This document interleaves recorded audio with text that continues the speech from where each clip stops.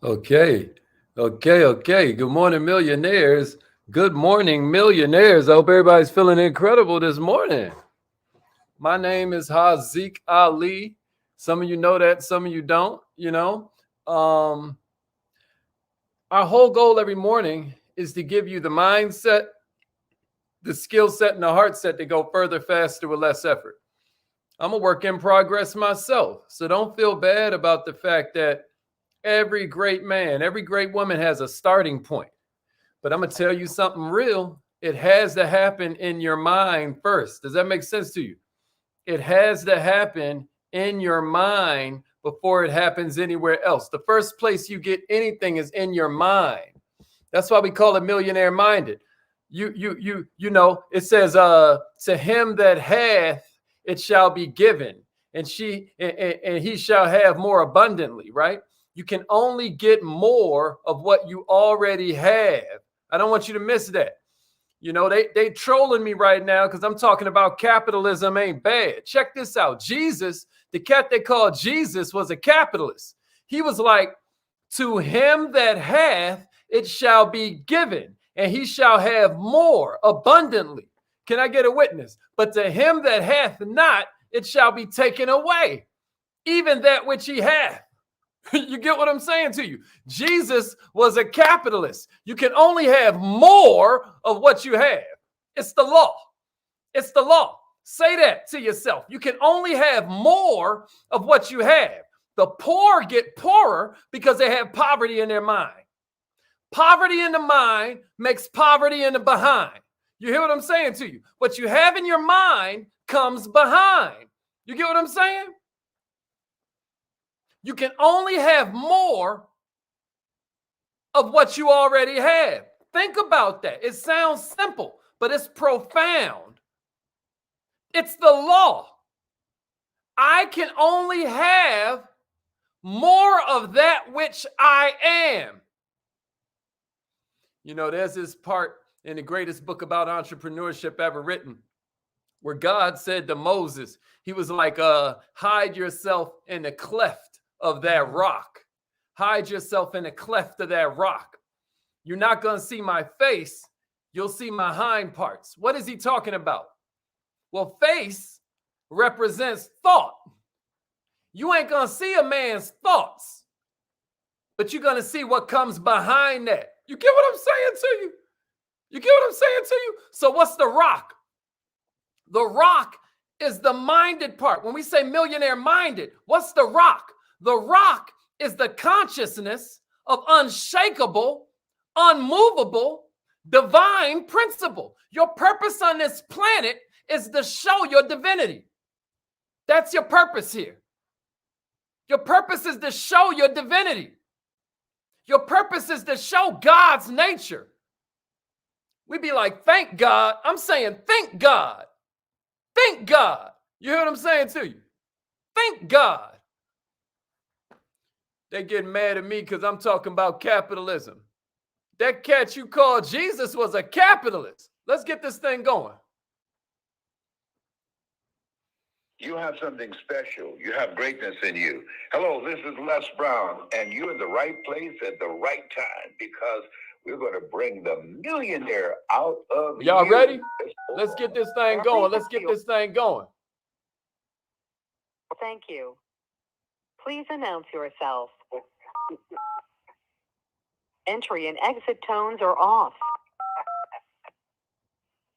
All participants are muted. Yeah, so, this morning what we talking about is balance. We talking about this idea that, like, life is about this yin and this yang. And, I was telling a friend of mine yesterday about how you can't be too caught up in what they want you to be. Check this out. When you're driving, you driving on a straight road and your hand going like this on the steering wheel, right? You constantly going from right to left on that steering wheel. Am I lying? Right? They say a plane is off course like 90% of the time. You're constantly adjusting. Here comes the wind. Here comes a storm. Here comes another plane. You're constantly adjusting. And I want to point that out because a lot of entrepreneurs be holding themselves back because they're trying to figure out the exact way to do something. Now, I love talking science because when we talk politics or we talk religion or we talk socioeconomics, it divides people. Y'all should see my comments right now. Go to my Instagram, No Money Down King, and just look at some of the comments. We're seeing division because of the socioeconomics that I'm talking about. That creates division. But see, science creates community. We can argue philosophy, but we can't argue physics. And balance is an element of physics. You hear what I'm saying to you? Ain't no right way to do this, y'all. Ain't no right way that's gonna work for you and me. Like I said it in the description of this. When we supposed to work hard, but when does that become working too hard? Right? We're supposed to be firm, but when does that become being too rigid? We're supposed to be have mental strength, but when does that become being stubborn? See, there's some paradoxes. Right? God give us the sun, God give us the rain. They be saying, thank God. I'm saying, thank God. Somebody give me this in the comments. John 10:34. Because once you realize that ain't no difference between you and source, that you are the cause of the effects you see in your life, you stop being a victim. Now you become more loving. Now you become more joyful. Now you're more conscious of the fact that you are creating your life. And now it only makes perfect sense for you to be full of joy, full of gratitude. You get what I'm saying? Now you feel more whole. So what I got for you this morning, yeah, John 10:34. John 10:34. That's what I'm talking about. Just go Google it later. Y'all gonna see what I'm saying. John 10:34. All right, because this is what I'm saying to you. Once we stop thinking like petty humans, and we start getting to this place where we're not just thanking God, but thinking God, right? Everything changes. This is what we mean by becoming millionaire minded. That's just a way for me to put it in layman's terms so you get where we're going with this thing. So I got 6 concepts that I want you to consider as you begin to thank God, right? Somebody say that. I know I can't hear you. You think I can't, but say it. Say, thank God. Man, that's why this coloring book is so wild. It's called Color Me Millionaire. You know what I mean? Maybe I should have called it Thank God. You see what I mean? Because what I want you to do is turn on your dream machine. We're going to get back to that in a minute. Check this out, y'all. The first one I got for you is strive for excellence, but avoid perfectionism. See how that balance comes in? You got to strive for excellence, but you got to avoid perfectionism. Somebody give me this in the comments. Put this in your notes. Perfectionism is the curse of the poor. Perfectionism is a curse of the poor. Excellence is doing the best you can with whatever you have at any given point in time. Having a spirit of excellence goes without saying, right? It goes without saying that if you out here putting out crap work, you're going to get crap results. But you cannot mistake the spirit of excellence with perfectionism. Perfectionism will slow you down. Perfectionism will waste your precious time. Perfectionism will waste your money. You hear what I'm saying? Some of y'all hear me talk sometimes about minimum viable product. Minimum viable product, right? What are we saying about minimum viable product? We saying hurry up and get it out in the marketplace and see if anybody even wants it before you spend all this money making it perfect. I'm always telling my mentees, my students, listen, your first is going to be your worst anyway. So why not do the first this week instead of waiting 3 years and it's still going to be your worst? You get what I'm saying to you? I got some key differences for you between excellence and perfectionism. Here's the first one, y'all. Restful versus fearful. What I mean is when you're coming with a spirit of excellence, you just doing your best and you can rest, right? You can be still and know that you are God. You hear what I'm saying? I ain't trying to get too deep on y'all. But perfectionism forms a premise of fear. We need you, entrepreneur. We need you to get out here and solve these problems. We need you to do the best you can. You can't start with iPhone 12. Somebody give me that in the comments. You can't start with iPhone 12. But perfectionistic entrepreneurs tend to question every move they make, and then they end up suffering from this severe malady that we call analysis paralysis. Here's a second difference between perfectionism and excellence: spontaneity versus control. Spontaneity versus control. Excellence allows space for spontaneity. So now you're asking, why not? Perfectionism, right? We want to be calculated risk takers, but perfectionism comes from and results in a need for control. Here's a third one: confidence versus doubt. When you have your behavior prompted by a drive for excellence, it grows your confidence. It grows that divinity within you. See, entrepreneurship is at the crossroads of service and faith, right? It's abracadabra. That's why we call ourselves wizards, right? Abracadabra. I create as I speak. That's faith. And then service. I'm doing it for my fellow man. I'm doing it to make the planet better. Somebody share this training with an entrepreneur if you understand that it's the perfect combination of service and faith. So when you're coming from excellence rather than perfectionism, you feel more confident. You feel that Godfidence. Perfectionist behavior just breeds self-doubt. Y'all hear me? Here's the second one: be grateful but not desperate. Somebody put in the comments, be grateful but not desperate, and then share this with somebody that needs to know that. Check it out. Being grateful improves your mood. Being grateful keeps you happy. Being grateful connects you directly to source, right? But don't take it from me. They've proven this. Harvard Medical School did all kinds of trainings. Expressing gratitude is one of the simplest ways for people to feel better. And it's important when you're dealing with clients. It's important when you're dealing with suppliers, influencers, stakeholders in your company. If you've been blessed and fortunate to get that far, you want to thank people. You want to conscientiously express how appreciative you are. Why wouldn't you? This creates goodwill. It paves the way for more opportunities to come your way. But I'm going to tell you something. It's one thing to appreciate somebody's goodwill. It's a whole nother thing to be dependent on it. Man, I hope y'all hear me. You want people to feel appreciated, not irritated. Don't come off as desperate. Don't come off as pushy. Don't come off as needy.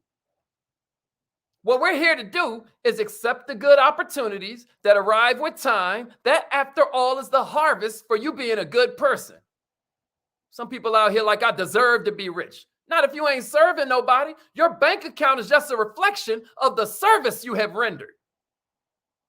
They out here. I was telling them in the comments. That's what I'm telling you. Go to No Money Down King on Instagram, because y'all are going to see people trolling me. And I need y'all to have my back, right?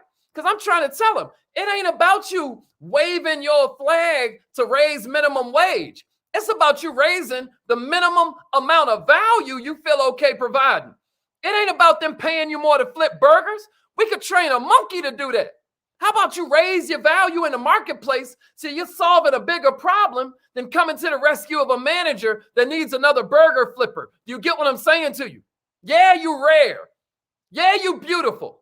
But you like gold. And gold ain't valuable because it's rare, because it's beautiful. Gold is valuable because it's in all the electronic components. Gold is valuable because it serves. Y'all don't hear me? All I'm saying is desperation erodes your self-confidence, because now you start questioning your worth. You're being too needy. If she don't like you, bruh, that's her loss. If he don't like you, sis, that's his loss. You got to know who you are. Here's a third one. Be hungry, but not starving. Be hungry, but not starving.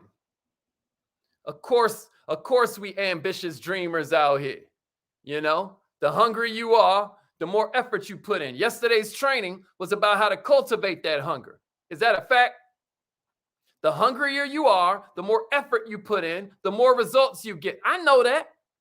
Most successful entrepreneurs have a healthy dissatisfaction, right? That keeps them driving towards bigger goals. That keeps them thinking bigger and thinking better. But all I'm saying is, even though you want to be dissatisfied with where you are, you don't want to be in panic mode. You don't want to be in panic mode. God helps the hungry, not the starving. You get what I'm saying to you? God helps the hungry, not the starving. If you believe that, let me see that in the comments and then share this with somebody. A lot of times, entrepreneurs are the most susceptible to making really rash decisions when cash is running low. That's when you get desperate, and desperation breeds mistakes. I hope I am talking to somebody this morning. If you find yourself caught in panic mode, take some time to pause, baby. That's when you need to have a by yourself meeting. You better think this thing through rationally. You know how many people are in prison because it felt good in the moment? Woo, it felt good. But now they've ruined the rest of their life. Here's number 4. Demand fast progress, but be patient. Demand fast progress, but be patient. Make speed a habit. Success loves speed. Money loves speed. If you ain't growing faster than your competitors, you losing. Things only growing or dying. Ain't no maintain, baby. But with that said, you're going to really have the persistence to see a project through. You're going to have to be patient. It takes years to build a sustainable and profitable business. Set an expectation that you're going to move fast, but also have the long-term foresight to persevere long enough so you can see the fruits of all this effort you're putting out. Otherwise, check this out. You're going nowhere fast. Here's number 5. Work hard for goals, but be unattached to the outcome. Now, this one's hard. This one's difficult, y'all. You got to detach from the results. You got to fall in love with the process, not fall in love with the reward. When you're too attached to the outcome of a goal, you start putting your self-worth in the outcome.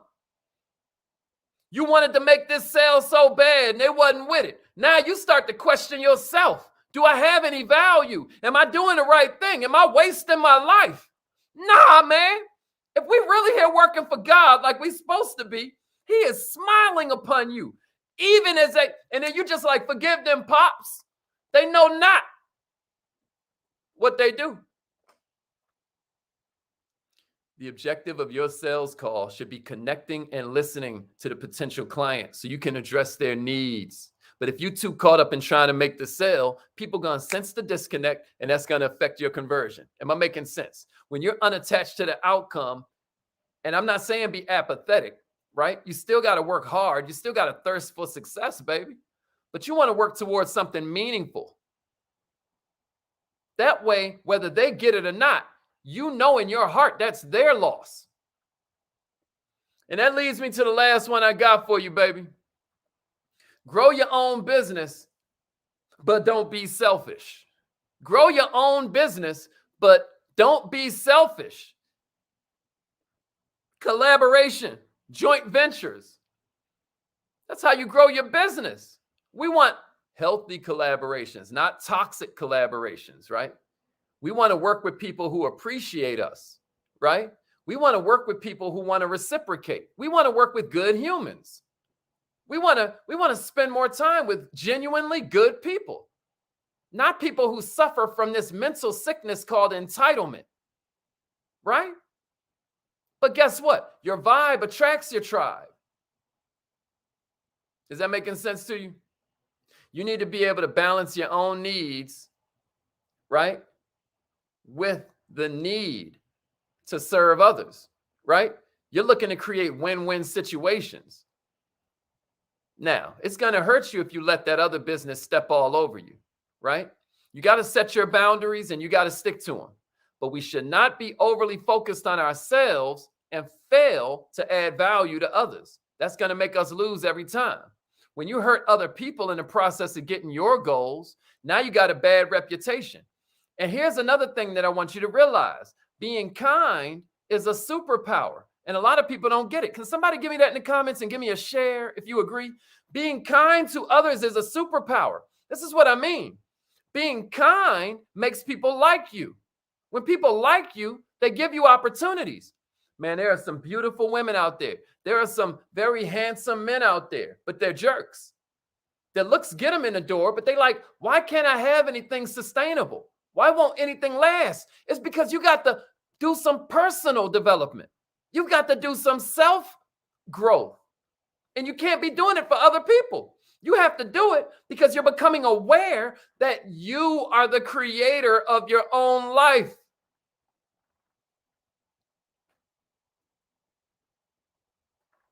Opportunities come from other people, y'all. And when they like you, what happens is they give you more of them. I hope you enjoyed that. That was 6 balance rules for entrepreneurs. You know what I mean? Now it's affirmation time. Call in right now. Perfect holiday gift, man. Color Me Millionaire. It's the world's first vision board coloring book. You know what I mean? All ages coloring book. Got all types of note pages on this thing. Like, look at some of these scenes you get to color in. Your children need to, you know what I mean? Because we ain't talking about income. We talking about impact. But buy yourself like 5 or 6 of these today. Get like 5 or 6 of them today. You can do it. All right, love y'all. Repeat after me.